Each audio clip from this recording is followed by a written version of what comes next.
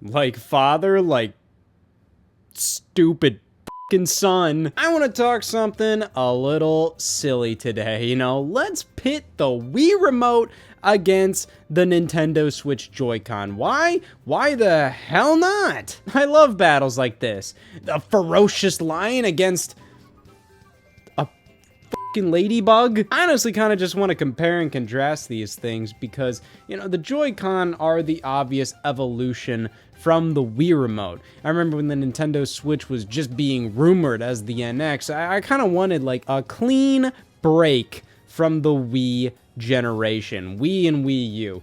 Mainly because like the Wii U inherited all of the Wii's junk. So much generational trauma there. And it just became too much. The Wii Remote did its job, but like, is this really a controller worthy of just living on generation after generation? So in came the Joy-Con. And I remember with the first Nintendo Switch trailer, with the guy unhooking the Joy-Con and playing them detached, there was that thought of like, oh, are these motion controllers? Could they replicate Wii Remotes? Because the way he was holding them did seem very Wii Remote-esque. And not only did it turn out that, yes, you can use these as Wii Remotes, Nintendo was doubling down on Wii Remote-like activity with games like 1-2 Switch and ARMS. And yeah, it was pretty crazy because upon release, it was pretty obvious. The Joy-Con were the direct evolution of the Wii Remote. I mean, look at these things. With the Joy-Con strap,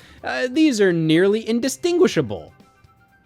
I'm legally blind. But instead of directly comparing these two and trying to battle it out to see which one is the better controller, I kind of just want to go over each one and talk about, what I like about each one and what I don't like about it and see, hey, what could either one of these learn from each other? So first up, let's talk Wii Remote. This is like one of the most important controllers of all time, one of the most controversial. And yeah, it's fine. When you hold it as you usually do, it feels substantial in the hand. I wouldn't say it feels like anything like, whoa, wow, this is the greatest pleasure, but it does the job. But you know what I don't really like? Holding it like an NES controller. Mainly because so many Wii games do this. New Super Mario Bros. Wii, Donkey Kong Country Returns, Kirby's Return to Dreamland, Epic Yarn.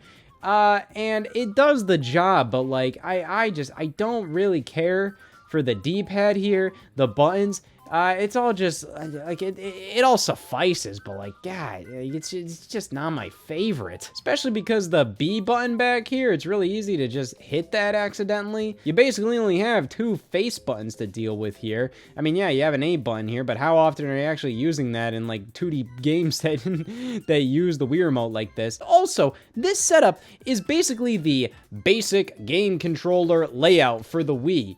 You look at a game like Metroid Other M, and that's designed fully around using the Wii Remote like this, which is horrible. That game really could use just a standard gamepad, but no, it's fully designed around using the Wii Remote on its side with just the D-pad. The same goes for like Super Mario 3D World on the Wii U. I feel like that game is hindered because it's designed around the limitation of using a D-pad to control it because they wanted the game to be compatible with every single controller on Wii U, and that included a Wii Remote on its side. So this 3D game only has 8 directional movement. Sometimes I feel like the Wii Remote really did need an analog stick here instead of a D-pad. However, for the analog stick, we have our trusty nunchuck. This is a disgusting variant. I just pulled this out of the drawer. I didn't realize this one is, gross. But whatever, for demonstration purposes, this'll do the job.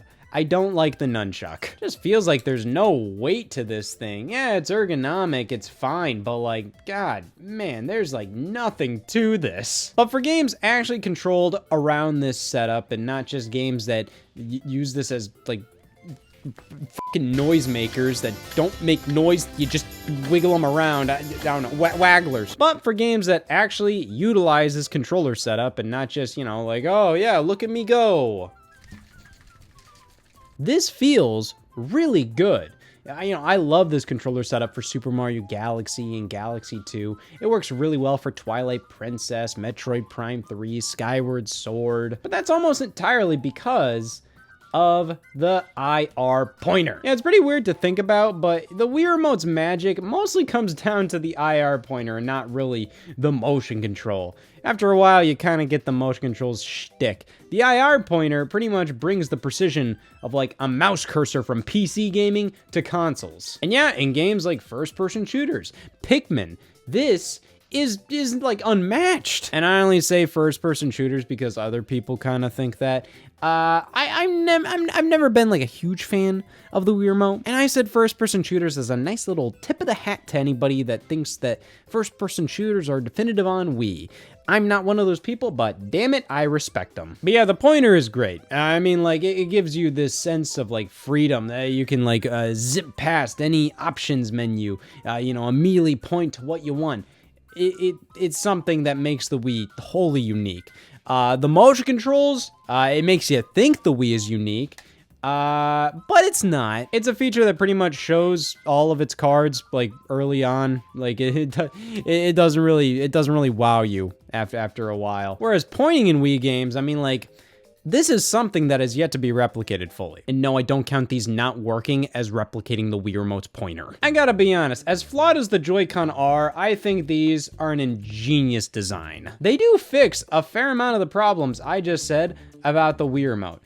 For one, when you flip these on its side, oh, look at that. 4 face buttons. Oh, look at that. An analog stick. And the fact that these together create a full-blown controller, but on their own, this is like a Wii Remote on its own, on its side. This is like an old school Super Nintendo gamepad, but it's also like a Wii Remote on its side. And the fact that, bam, this one controller creates 2, like, it's absolutely genius. But this is where problems start to arise, all right? First off, the Joy-Con are definitely quite a bit smaller than the Wii Remote. Keep in mind, when the Wii Remote initially came out, it was already seen as a very small controller.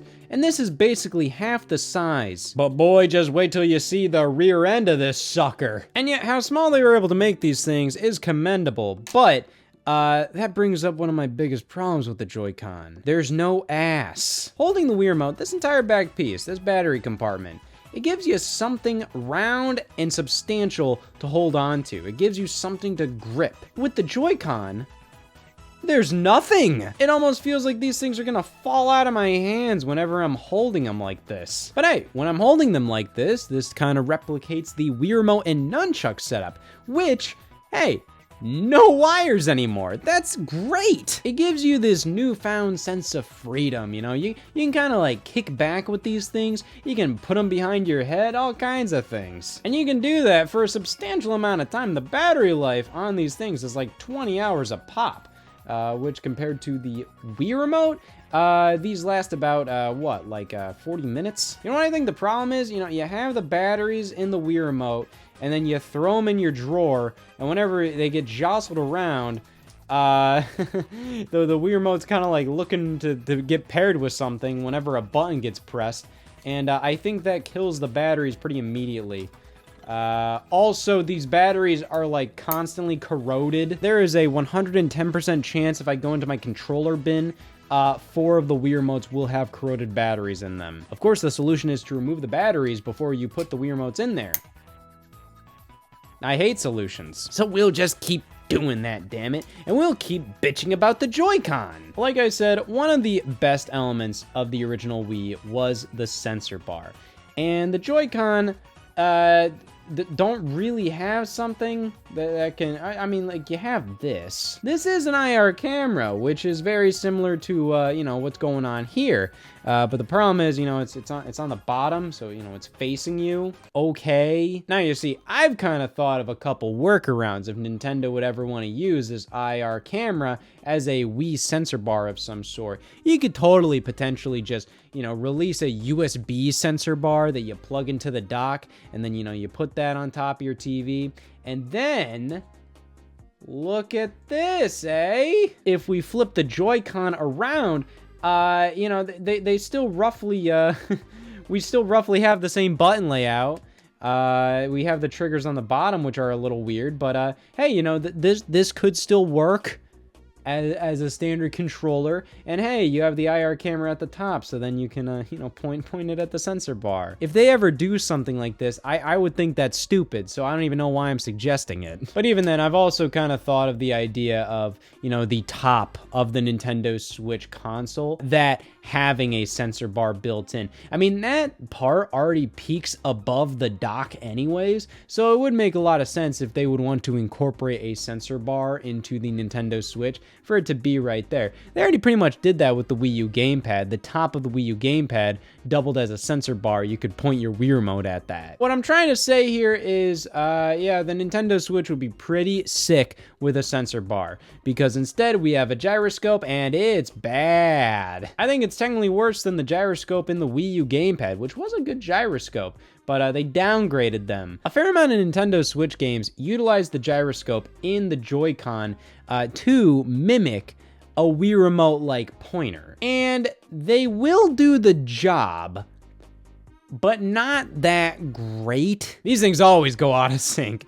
Like, they will go out of sync within like 20 seconds of using it. It is crazy. I'm mainly thinking with a game like Pikmin 3 Deluxe, or using the pointer in Super Mario Galaxy within Super Mario 3D All-Stars. Do these do a fine enough job of replacing the Wii Remote? The fact that we don't have anything better? Sure. I mean, like, it's still perfectly usable, but goddamn, resetting the gyroscope every 2 minutes is just like, come on! And you know what else is kind of annoying? Having to go out of my way to put the Joy-Con strap on. I mean, sure, how else were you gonna do it? But it's like, it pretty much confirms I never use these things. Yes, the shoulder buttons with these are way better. Yes, it kind of gives you a little bit of an extra grip with your Joy-Con. But the fact that I have to dig these out of the crawl space, I have to snap them on, and they're hard as hell to take off sometimes, I'm just like, you know what? Whatever. I'm just gonna use the Joy-Con naked as f***. And like, why do these things smudge? Like, I don't know. It feels like every single Joy-Con has like this layer of grease that's just stained all over it. Like, I'm looking at this and it's just like up close, I can just see like these grease marks where the buttons are. And it's just because these are older and they're gray, so it's probably gonna show off a little easier. But it's just like, come on, man, I don't like that. And of course, we have the dreaded Joy-Con drift, because these thumbsticks are so tiny, leads them to breaking a little easier, which that doesn't happen with the Wii Remote. It breaks other things. Listen, I know it just sounded like I hate the Joy-Con. I'm indifferent towards them. I mainly appreciate them from like an overall design perspective, from the perspective of like, damn, they were able to cram so much into these small ass controllers, and the fact that these are genuinely the Swiss Army knife of Nintendo controllers. They can do it all. Please give me the Wii Remote. The Joy-Con definitely made me appreciate the Wii Remote a hell of a lot more. It's not like I want this controller back in any way. I'm fine with it, you know, living on with the Wii and Wii U's legacy. That's really sad. But yeah, I'm happy we moved on to the Joy-Con in many ways, but those controllers' shortcomings really make me appreciate how well thought out many elements of the Wii Remote was. And it was ahead of its time in many ways. Just the mere fact that, yeah, you can use it on its side, you can use it this way, you can use it with the nunchuck, you can use it with different controllers. You know, like, it still had a lot of the elements of the Joy-Con in it. You know, that full versatility. As much as the Joy-Con or the Swiss Army knife of video game controllers, this was originally the Swiss Army knife of video game controllers. And in some ways, it hasn't been beat. Like, this is still the most natural controller to just slot into whatever accessories. Put it in a wheel, put it in a gun, put it in a sword. Who the hell cares? If you put, like, any other controller in there, even Wii Remote ripoffs like the PlayStation Move, they look stupid as hell. Have you seen the PlayStation Move guns? Motherfucker, you're playing Killzone with that? As much as I do respect the Joy-Con in some ways, I gotta give this to the Wii Remote. I think the Wii Remote is the superior controller. And I know I just said I respect the Joy-Con in some ways, but in every other way,